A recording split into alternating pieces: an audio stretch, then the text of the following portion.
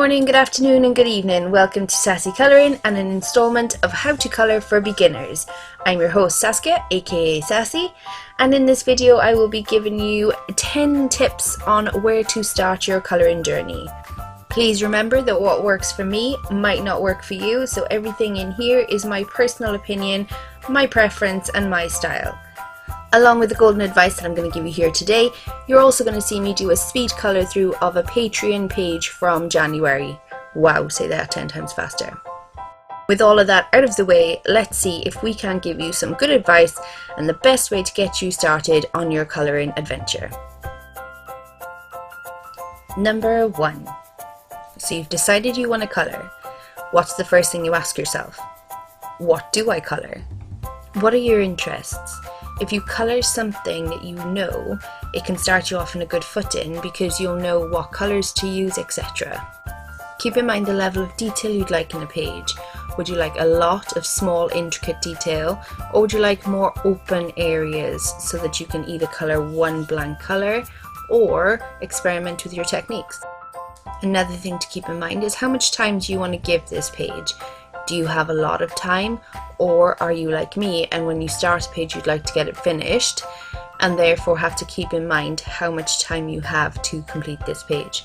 If you have no idea whatsoever what you'd like to colour, then my advice to you would be go onto YouTube, have a look through some colouring book flip-throughs, go onto Etsy, scroll through colouring pages and see what appeals to you, what jumps out to you and what makes you excited to colour. Number 2. So that's going to lead us on nicely into whether you should go for a book, a physical book, or a PDF that you print yourself. If you prefer to have a physical book in your hands, then some of the things that I would take into consideration are the thickness and quality of the paper, the binding of the book. Is it perfect bound or spiral bound? Does it matter to you? Think about, are the pages single-sided or double-sided? If they're double-sided, then sometimes mediums that you use will bleed through and therefore you'll only get to use one of the pictures and you have to choose which one you prefer to do. If you're thinking about the PDF downloads, which are digital copies of the pages, then you need to keep in mind different things.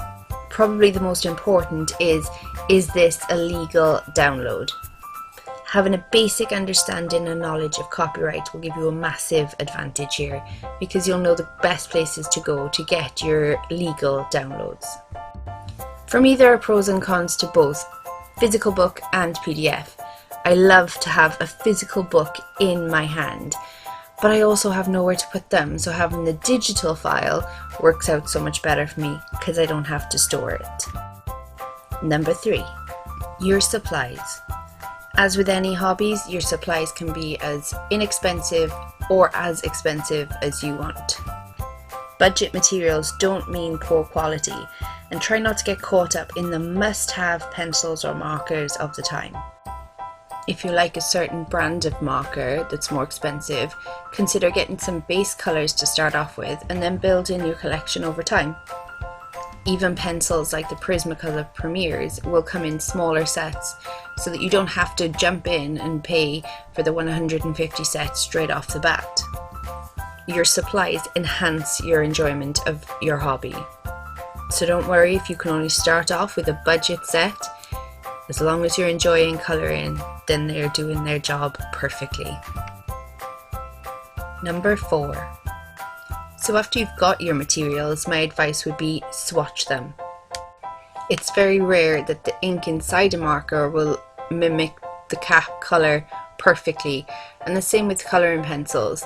So as soon as you get your new pencils, get a piece of paper, swatch all the colours, and then you have a perfect reference before you start your colouring page. Number 5. Colour palette. So you've decided what you want to colour, you've got your materials ready, you've swatched them so you know what they all look like. Now put together your page by choosing a colour palette. So for me, choosing my colour palette in advance takes out the guesswork of what I'm going to do with my page. I normally choose a dominant colour to set the tone or the theme of the piece, and then I'll go over to somewhere like Google or Pinterest And they've got hundreds and hundreds of different colour palettes already set up that you could use to help you decide where you want your page to go. Once you've decided what kind of look you'd like for your page, then choose your colouring pencils or markers or whatever you're going to use, and then again swatch them. Make sure that the colours that you've chosen do fit nicely together and do look nice together. And remember that testing never hurts. It's always better to swatch it beforehand than to put it on a piece that you started and you're halfway through and you like the look of, just to realise it's not the colour you thought it was and it feels like it's ruined. Number 6. Colour theory. This is something that's going to give you another great advantage while you're colouring. Having a basic understanding. It doesn't have to be art, university, college standard. Having the basic knowledge of how colours work together, what colours complement each other, what colours clash, etc. gives you a really good grounding for your colouring. Also a basic knowledge of lights and darks, highlights and shadows can really change your piece from quite flat into a dimensional page. There are so many different courses, tutorials that you can do to get a knowledge, but even the most basic of knowledge will give you an advantage and make a difference. Number 7, don't give up. So I am the queen of half a page of colouring.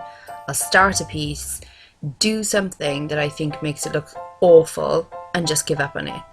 But lately what I've been doing is going back to the pages that I've abandoned and trying to finish them.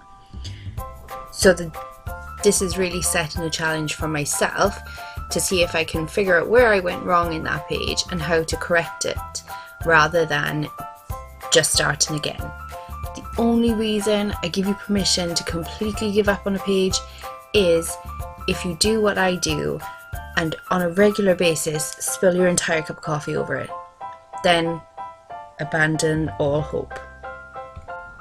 Otherwise, give it a chance, because you really can learn from trying to correct your mistakes. And if it still goes wrong, it still goes wrong, but at least you've tried. Number 8, join Facebook groups. Facebook colouring groups are a great way to get some inspiration. They're wonderful ways to support specific artists. They're also a great way of meeting like-minded people and getting yourself involved in some events, and obviously grabbing a bargain every now and again. So artist-specific groups like mine, which would be Sassy Colouring for the Art of Saskia Cook, then you're going into that group and it's just for a specific artist. So you'll see all their work there.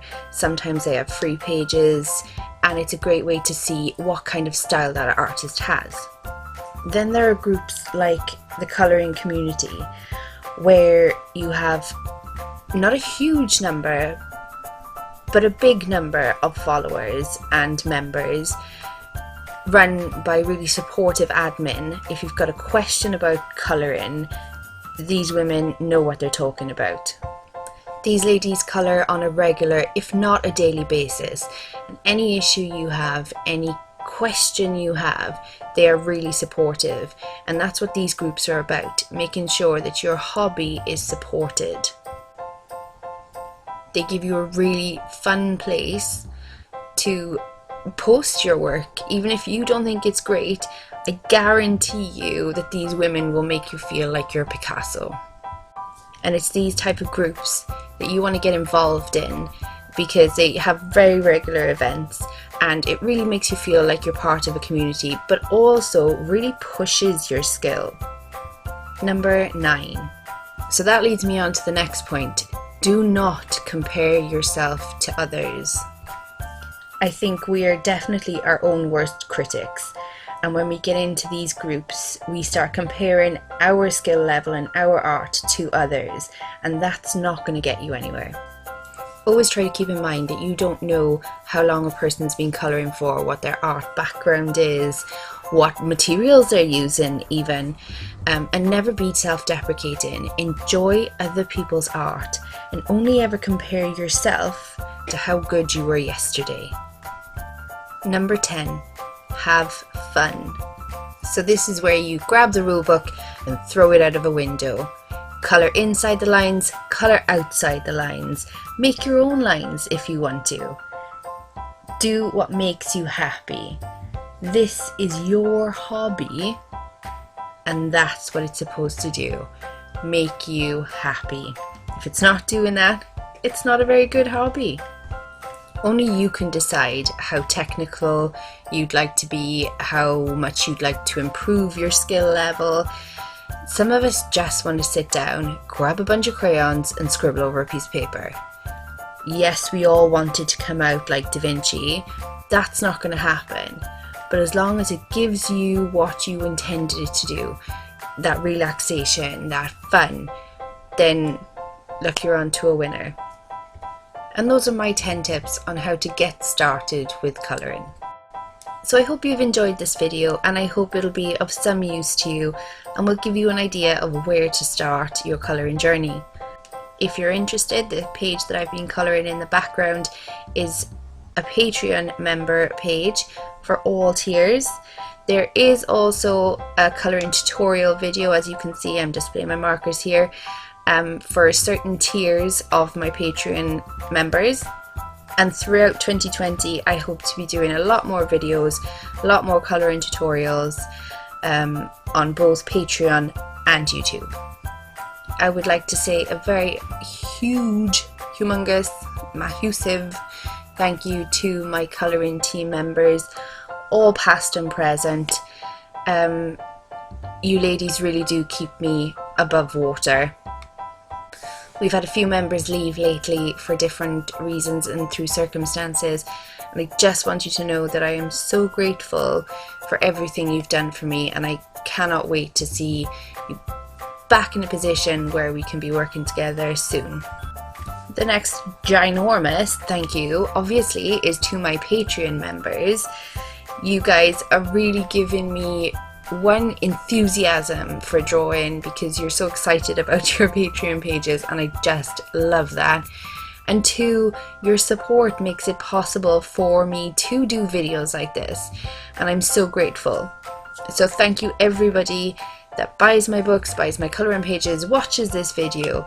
It really is a massive thank you to everyone.